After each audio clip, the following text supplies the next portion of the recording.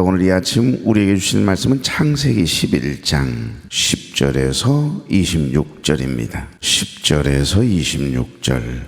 셈의 족보는 이러하니라. 셈은 100세 곧 홍수 2년에 아르박삿을 낳았고 아르박삿을 낳은 후에 500년을 지내며 자녀를 낳았으며 아르박삿은 35세에 셀라를 낳았고 셀라를 낳은 후에 403년을 지내며 자녀를 낳았으며 셀라는 30세에 에벨을 낳았고 에벨을 낳은 후에 403년을 지내며 자녀를 낳았으며 에벨은 34세에 벨렉을 낳았고 벨렉을 낳은 후에 430년을 지내며 자녀를 낳았으며 벨렉은 30세에 루를 낳았고 루를 낳은 후에 209년을 지내며 자녀를 루는 32세에 수룩을 낳았고 수룩을 낳은 후에 207년을 지내며 자녀를 낳았으며 수룩은 30세에 나홀을 낳았고 나홀을 낳은 후에 200년을 지내며 자녀를 낳았으며 나홀은 29세에 데라를 낳았고 데라를 낳은 후에 119년을 지내며 자녀를 다 낳았으며 같이 데라는 70세에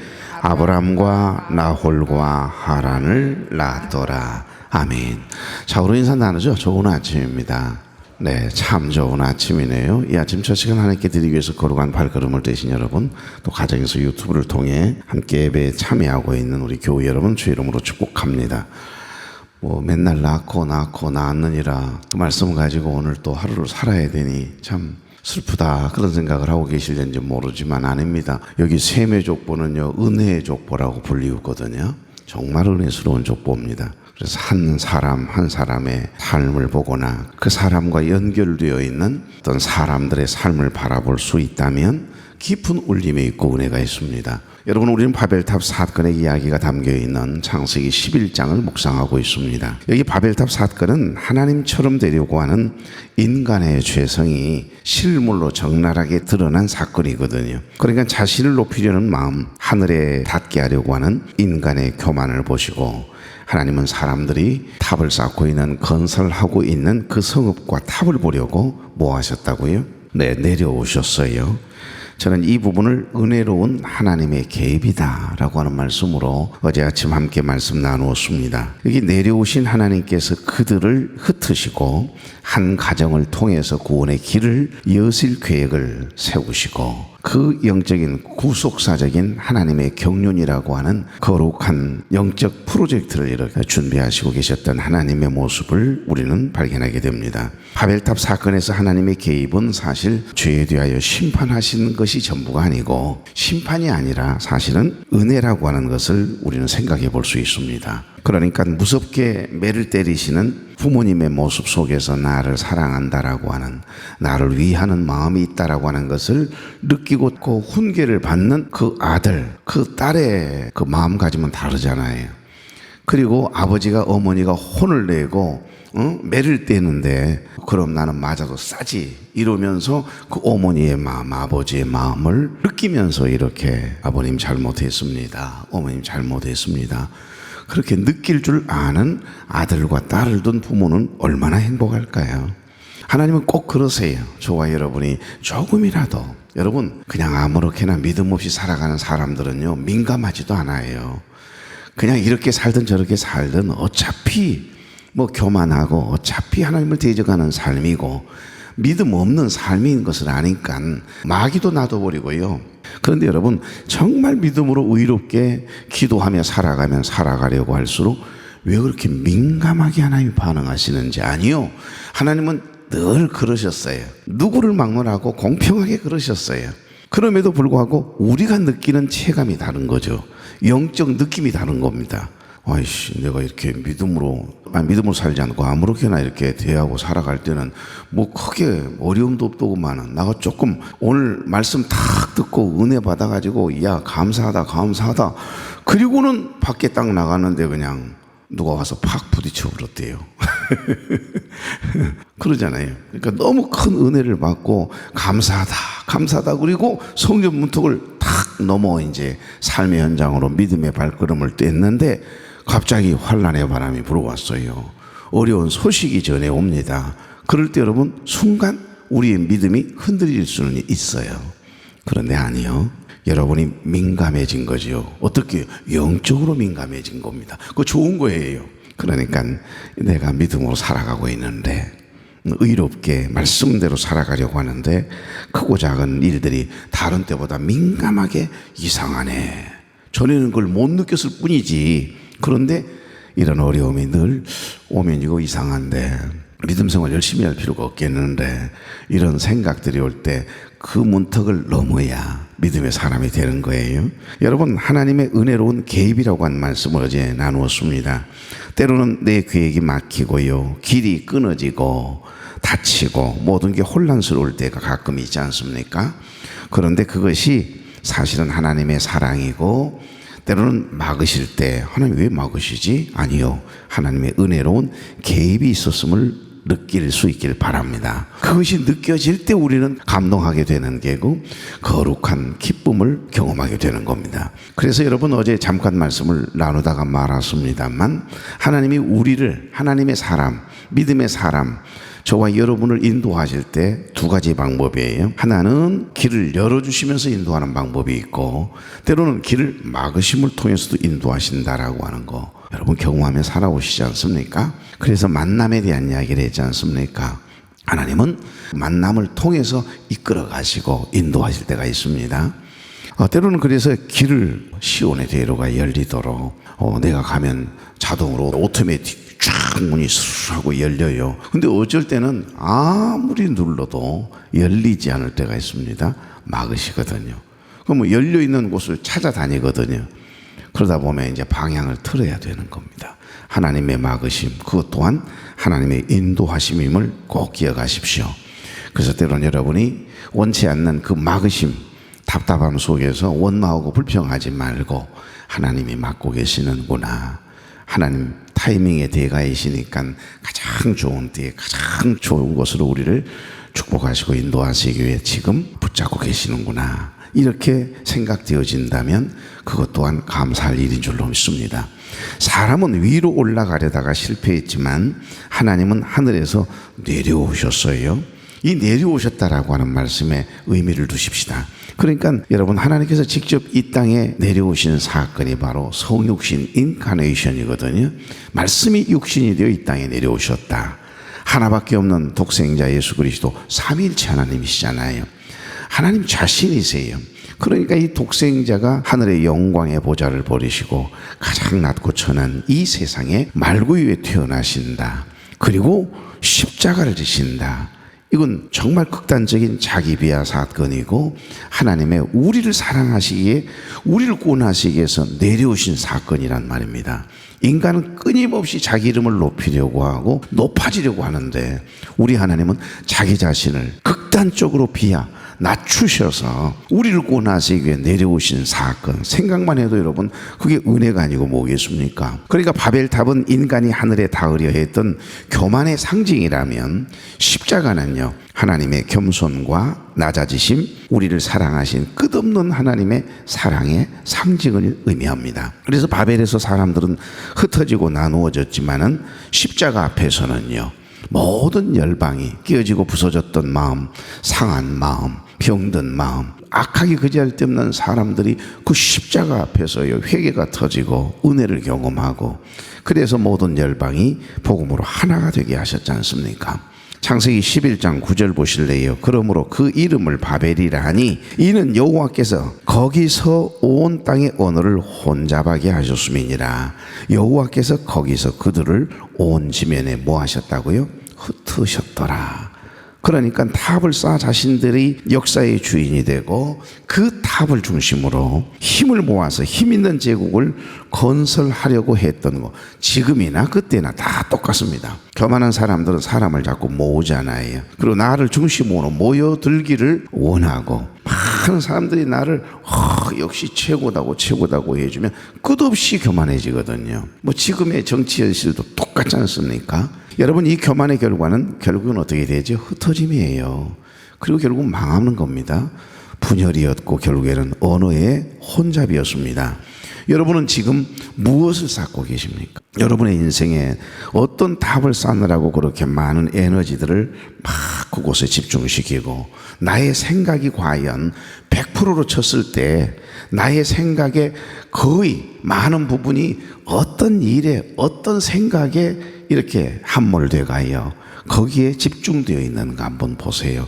그게 지금 여러분이고 납니다. 하루 종일 내 생각을 한번 판단해 봐요. 분석해 봐요. 주님의 생각과 마음을 담는 거룩한 그릇인 사람은 주님의 생각으로 가득 차 있거든요. 그래서 말씀으로 가득 차 있고 들어도 또 새로운 하나님의 말씀 깨달아짐이 느껴지니까 어제 똑같은 말씀을 들었는데 오늘 또 다시 리바이벌 하고 있어요. 그 속에 하나님이 또 나에게 깨닫게 하시는 은혜가 있으니까 또 울고 있어요. 왜 그러죠? 그 말씀 안에 있으니까. 그 하나님의 말씀이 지금 내 마음을 장하고 있다는 증거잖아요. 주님의 마음과 생각을 담는 거룩한 그릇, 구별된 그릇이 된다라고 하는 건 그런 겁니다.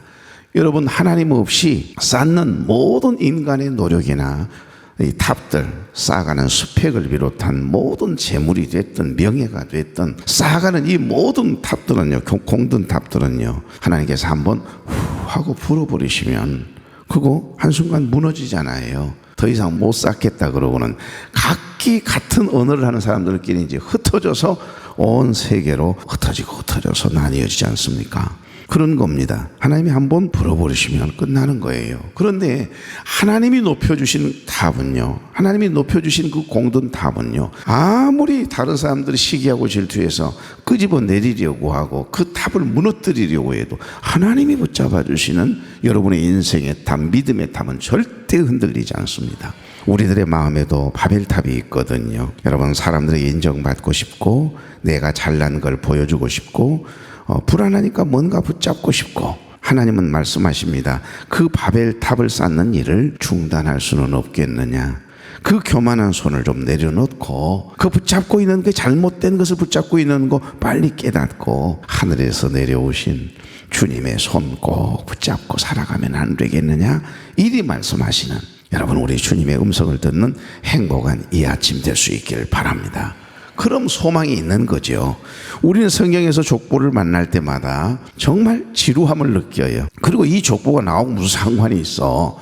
이것도 더군다나 고대시대의 족보인데 아이 참말로 이 본문 좀 지나가면 좋겠네, 이런 생각이 순간 여러분에게 있을지 모르겠습니다. 오늘 본문도 마찬가지잖아요. 10절부터 26절까지 계속해서 낳고 낳았다 끝났습니다. 특별한 설명이 담겨있는 형용사도 없습니다. 그런데 가만히 보시면 무려 10대에 걸쳐 이어지는 셈의, 노아의 큰아들 셈의 후손들의 이름이 쫙 나열되고 있거든요. 누가 누구를 낳았고 어떻게 지내며 낳았으며 낳았더라, 이게 전부입니다. 아무것도 없어요. 하지만 여러분, 성경의 족보는 단순한 혈통의 기록이 아니라 하나님이 어떻게 이 사람을 통해서, 이 후손을 통해서 구속의 역사를 이어가시는지를 보여주는 하나님의 신실하심의 기록들이거든요. 그래서 이 족보는 노아의 첫째 아들 셈에서 시작을 해가 어디에까지 내려가고 있습니까? 오늘 마지막 절 한번 봐봐요. 누구 이름이 나오죠? 예, 아브람 이야기가 나옵니다. 지금 아브람까지, 아브람을 이야기하기 위해서 그 조상들을, 흐름을 지금 그 족보를 오늘 성경에 기록해 놓은 거예요. 결국 아브람은 다윗의 조상이거든요. 다윗의 후손 중에 누가 나죠? 예수 그리스도께서 퇴근하시거든요. 결국 이 족보는, 셈의 족보를 통해, 이 줄기를 통해 결국 예수 그리스도가 이 땅에 나시고 온 인류를 구원하실 하나님의 구속사적인 경륜, 계획이 담겨 있음을 이야기하고 싶은 겁니다. 그러니까 결국 이 족보는요, 은혜의 족보고요, 믿음의 계보예요. 예수 그리스도를 믿는 하나님의 사람들은 누구나 다 똑같이 이 계보 안에, 이 영적 계보 안에 들어있는 겁니다. 저와 여러분 또한 영적으로 보면 믿음의 조상 아브라함의 계보 안에 들어가 있는 계고, 특별히 우리는 예수 그리스도의 계보 안에 들어있는 하나님의 백성, 하나님의 자녀임을 믿으십시오. 보통 족보가 아니에요. 우리가 그냥 이시족보로 끝나는 게 아닙니다, 여러분. 우리는 순전 시민권만 있는 것이 아니고 하늘의 시민권을 가지고 있는 사람들이에요. 그러니까 누구한테 이야기하지 말아요. 이중국적자라고 알려주면 큰일 나니까. 당당하게 나는 하나님의 시민, 하늘나라의 시민이다, 하나님의 백성이다, 하나님의 자녀다, 이 놀라운 자부심과 긍지를 가지고 그리스도인답게 우리의 믿음을 삶으로 증명하며 살아내는 복 있는 날 살아내시게 해요. 여러분, 족보는 이렇게 하나님의 은혜가 멈추지 않고 계속해서 흘러왔다라고 하는 고백의 기록입니다. 그러니까 하나님은 셈의 자손을 통해서 아브라함을 준비하셨고, 아브라함을 통해서 다윗을, 또 다윗을 통해서 예수 그리스도를 이렇게 보내시는 내용이 이제 계속해서 이어지거든요. 그러니까 오늘 본문은 노아의 큰아들 셈의 족보 이야기입니다. 시간이 나면은 여기 족보 한 사람 한 사람의 이름을 설명해 주고 싶은 막 욕구가 일어나요. 왜냐하면 그 사람의 이름이 그 시대의 상황이라고 하는 걸 알 수 있거든요. 모세도 두 아들을 뜨거니 낳아놓고 그 엘리아셀이라고 이름을 지잖아요. 엘리에셀이라고 이름을 지잖아요. 그러니까 그 이름 속에 자기의 삶을, 그때 당시에 하나님을 향한 간절한 마음을, 소원을, 그리고 그때 당시의 아픔과 힘든 그 마음을 모두 함축시켜서 압축시켜가지고 그 사람의 그 자녀에게 이름을 딱 지어놓거든요. 그러니까 그 자녀를 생각할 때마다 그때 우리가 참 어려웠을 때인데, 그때 이런 상황에서 우리가 우리 아들의 이름을 이렇게 지었지, 예준이를 지을 때 특별한 어떤 이유가 있을 거예요. 그때 우리가 그랬던 상황에서 어떤 의미를 가진 이름을 지으려고 했었던가 아마 되돌아보면 기억이 날 거예요. 그거 마찬가지입니다. 여기 족보 안에 있는 이름 하나하나를 가만히 한번 제가 이제 주석집을 펴놓고 확인해 보았어요. 그랬더니 아이러니할 만큼 그 이름이 결국은 그 시대 상황이더라고요. 그리고 그 부모의 간절한 소망이 그 이름 속에 담겨져 있잖아요. 여기 셈은 이름이라고 하는 뜻을 가지고 있거든요. 그러니까 셈의 시대에 어떤 일이 벌어지죠? 자기 이름을 드러내려고 하는 이 하나님을 대적했던 자들을 통해서 바벨탑 사건이 일어나는 것 아닙니까? 근데 셈은 지금 누구의 이름? 오직 하나님의 이름. 그러니까 이 아버지를 함부로 대하지 않았던 그 마음을 가지고 하나님을 경외하는 마음이 있었습니다. 자기 이름을 높이려 했던 이 함의 바벨탑 사건과 대조해 보시면요, 셈은 철저하게 하나님을 대적하는 일보다, 부모를 아프게 하는 것보다 부모의 허물까지도 덮어주려고 했던, 아버지의 그 추태 부리는 모습을 내가 만약에 눈으로 목도하고 내 마음의 하드에 저장되는 순간 평생 아버지가 옷 벗고 있는 모습이 스쳐 지나갈 때마다 그 아버지를 향한 경외함이, 존경심이 사라질 수 있잖아요. 그러니까 그 아버지의 동생을 통해서 들었던 내용만 생각해도 지금 막 연상하고 상상이 돼버리잖아요. 그런데 그 이야기를 안 들었으면 좋은데, 듣고 난 다음부터는 여러분, 이상하게 남의 이야기 듣고 나면 사실이 아니어도 그 생각이 여러분의 생각 속에 계속 개입을 할 텐데요. 그래서 뒷걸음을 쳐서 옷가지를 덮어가 아버지를 덮어주고 슬그머니 넣어버리시잖아요. 깨가지고서 그때 옷 다 갈아입고, 아이고 나가 이게 뭔 일이야 이러면서 아버지가 정상적으로 다 옷을 입고 나왔을 때 아버지의 모습을 보았던 여러분, 이 셈의 그 마음의 이 넉넉한 말입니다. 그러니까 셈은 이름이라고 하는 뜻이 있더라고요. 하나님은 자신의 이름이 아니라 하나님의 이름으로 살아간 자를 통해서 구속사를 이어가시는 거예요. 하나님의 이름, 부모 모세의 이름을 소중히 여기는 큰아들 셈의 마음이 담겨져 있습니다. 하나님의 은혜는 멈추지 않고 이렇게 흘러요. 계속해서 특별한 이 하나님의 은혜는요, 높은 곳에서 아래로 흐르거든요. 그래서 하늘의 신령한 복, 땅에 기름진 복, 그런 기도를 하죠 우리가. 그러니까 이 하나님의 은혜는 멈추지 않고 여러분, 물은 반드시 낮은 곳으로 흘러가게 돼 있거든요. 하나님은 경건한 족보를 통해서, 은혜의 족보를 통해서 구속의 은혜를 계속해서 이렇게 흘려보내는 겁니다. 하나님은 새 시대를 여실 때마다 한 사람 한 사람을 선택했습니다. 아담은 인류의 시조라면 노아는요, 홍수 이후 새로운 인류의 시조가 됩니다. 그럼에도 불구하고 또 죄악된 생각으로 바벨탑까지 쌓았던 함의 후손을 통해서 하나님을 대적했던 일들로 인해 하나님께서 이제 많고 많은 사람들 중에 인간적으로 볼 때는 흠결이 많고 허물이, 단점이 많고 불임 가정입니다. 애도 낳지 못한 가정입니다. 그런 가정에 부부를 선택하시거든요. 그 아브라함을 선택하셔요. 그래서 아브라함은 선택된 백성 이스라엘의 믿음의 조상이 되도록 사람의 방법이 아닌 철저하게, 그러니까 인간의 방법은 이제 떠났어요. 결코 이 부부를 통해서는 생산될 수 없는 상황, 그런 상황에 딱 놓여 있을 때 유한한 존재인 인간에게 무한하신 전능하신 하나님이 개입하셔요. 은혜로운 개입이죠. 개입하셔서 이삭을 낳게 하시고 믿음의 후손을 이루게 하시고 그 후손을 이스라엘이라 칭하거든요. 그래서 이스라엘 민족이 되게 하십니다. 하나님을 예배하는 공동체.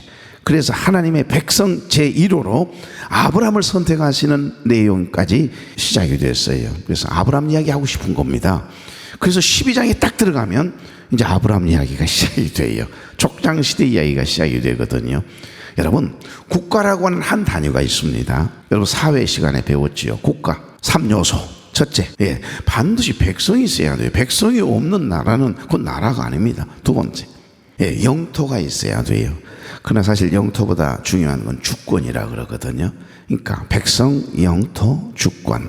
그러니까 아브라함을 하나님의 백성 1호로 삼으시고 여호수아를 통해서 하나님의 백성들이 살아갈 가나안 땅으로 들어가게 하시잖아요. 그리고 모세를 통해서 하나님의 백성들이 지켜가야 할 법, 주권을 주시거든요. 온전히 하나님을 예배하는 공동체로 삼기 위해서. 그래서 3요소를 딱 갖추게 하신 다음에 가나안 땅에 들어가 이스라엘이라고 하는 백성으로 살아가게 하시잖아요. 오늘 여기 본문에 기록된 족보는 셈 자손 중에 아르박삿, 우리가 함께 설명했던 기억이 있지요. 10장 자세한 내용은 10장 초반에 나오죠. 여기 보면 셈 자손 중에 셈의 큰아들이 바로 아르박삿이거든요. 이 아르박삿 가문에만 초점이 맞춰져 있습니다. 그러니까 이 아르박삿은 셈이 홍수 이후에 얻은 첫 아들로 그의 출생은 새 시대가 왔음을 알리고 있네요. 그리고 이 아르박삿 이후 수명이 확연히 줄어들었다라고 하는 걸 알 수 있어요. 몇 세 낳았고 몇 세까지 살았고 죽었다는 이야기잖아요. 그러니까 아르박삿은 셀라를 낳고 셀라는 에벨을 낳습니다. 에벨은 여러분 히브리라고 하는 뜻이 있다는 거. 34세 벨렉을 낳았거든요. 그 벨렉의 이름의 뜻이 뭔 줄 아세요? 나눔이에요. 나눔. 나뉘어진다. 분열되다. 그런데 아이러니하게 벨렉의 시대에 언어와 민족이 흩어지는, 나뉘어지는 바벨탑 사건이 있었습니다. 그러니까 이 족보 안에 들어있는 그 이름 하나하나가요, 그 시대예요. 그 시대의 의미를 깊이 함축해 놓고 있는 겁니다. 이로 인해서 세상이 나뉘어졌고 그 분열 속에서도 하나님의 계획은, 당신의 계획은, 하나님의 일은 조용히 쉬지 않고 중단되지 않고 계속 진행되고 있거든요. 그래서 이 족보는 빠르게 많은 사람의 이름이 지나가지만은 각 사람마다 그 시대의 영적 유산이 연결되고 있거든요. 그러니까 족보 속에 들어있는 한 사람 한 사람의 이름 속에는 시대마다의 흐름이 그대로 투영되고 있다라고 하는 특별함이 이 족보 안에 있더라고요. 그리고 나홀과 그의 아들 데라에게 특별한 점이 있습니다. 나홀은 148세 일찍 죽거든요. 그런데 데라는 70세라는 늦은 나이에 첫 아들을 낳게 됩니다. 그 집안의 흐름인가 봐요. 나이 70이 돼서야 비로소 첫 아들을 낳았으니까요. 녹록하지 않는 삶을 살았을 이 데라는 이 우상을 만들어서 파는 가장이지 않습니까? 그런데 그 데라 가정으로부터 바벨탑 이후에 암흑을 비추는 한 줄기의 서광이 비추이게 됩니다. 하나님은 이스라엘의 조상으로 이 데라의 아들 중에 아브라함을 선택하셔요. 그리고 아브라함을 부르시고 아브라함의 후손인 다윗과 다윗의 후손인 예수 그리스도를 통해서 인류를 구원하실 큰 계획을 준비하신다라고 하는 거, 오늘 여기까지 해야 될 것 같습니다. 그래서 아브라함을 준비하시는 내용까지가 오늘 족보 안에 담겨져 있네요. 하나님은 오늘도 저와 여러분을 통해서 은혜의 역사를 써내려가고 싶어 하세요. 우리의 작은 평범한 일상이지만 우리의 삶의 발걸음마다 또 여러분 입술을 열어서 한마디 한마디 하는데요, 그 모든 말씀들까지도 하나님께서 다 사용하셔서 다른 사람들의 마음의 하드에 은혜를 기록해 주고 싶은 거지요. 은혜의 역사를 써내려가고 싶은 겁니다. 오늘도 여러분 누구를 만날지, 어떤 이야기가 내 입에서 나올지 모르지만 다른 사람들에게 은혜를 흘려보냄이 있는 은혜의 역사를 써내려가고 싶어 하시는, 하나님께 귀하게 쓰임받는 은혜의 도구로 쓰임받는 복이 있는 날 되기를 주의 이름으로 축복합니다. 좋으신 하나님, 혼란과 심판이 지나간 시대 속에서도 은혜의 계보를 이어가게 하신 하나님, 우리 인생이 이 은혜의 계보 속에 있음을 믿습니다. 셈의 족보처럼 우리들의 작은 이름 하나하나를 기억하시고 은혜의 역사를 이루어 가실 우리 하나님을 기대하며 찬양합니다. 오늘도 내 입술을 열어 말하는 그 말 한마디 한마디가, 나의 삶의 움직임 하나하나가 다른 사람들에게 은혜를 끼치게 하시고 믿음의 계보에 속해 있는 하나님의 사람답게 은혜의 역사를 써내려가는 복 있는 삶을 살아내도록 사랑하는 종들과 함께 해주시고, 사랑하는 종들의 머리 위에 하나님의 인자를 더하여 주시옵소서. 오늘도 병상에 누워있는 사랑하는 귀한 아들과 딸들, 투영 중에 있는 사랑하는 우리 교우들, 해외 군대 객지에 나가 있는 우리 자녀들, 주님께서 함께 해주시고 특별히 무더위 위에 안전하도록 하나님 건강이 잃지 않도록 우리 교우들 지켜주시고, 종들의 사업장과 일터와 가정과 자녀 위에 나가도 들어가도 복이 되도록 복의 복을 더해 주시고 지경을 넓혀 주시고 주의 도움의 손으로 환난을 벗어나 근심이 없게 하여 주시옵소서. 예수 그리스도의 이름으로 축복하며 기도하옵나이다. 아멘.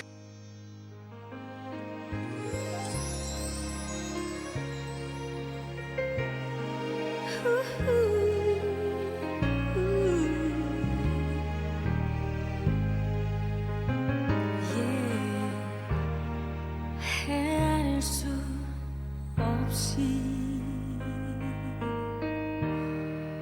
홀로 지낸 세월,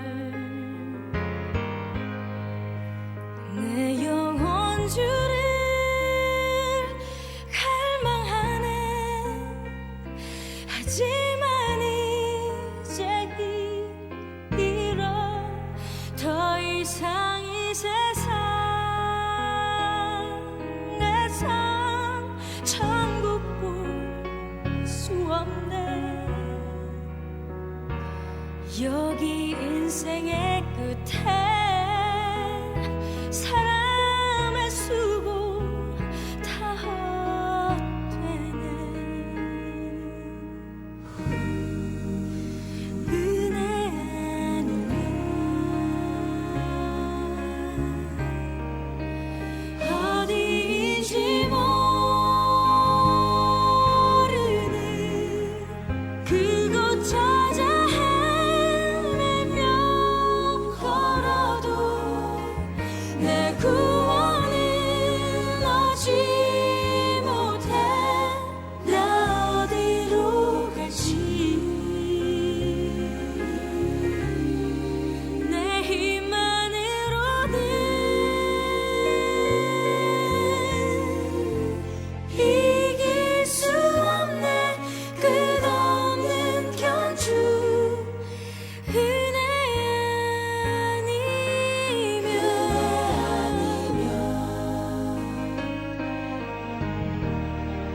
내 모든 찬양을 주님께 드리네. 출발조차 못할 경주를 날 대신해 홀로 걸어가신 주님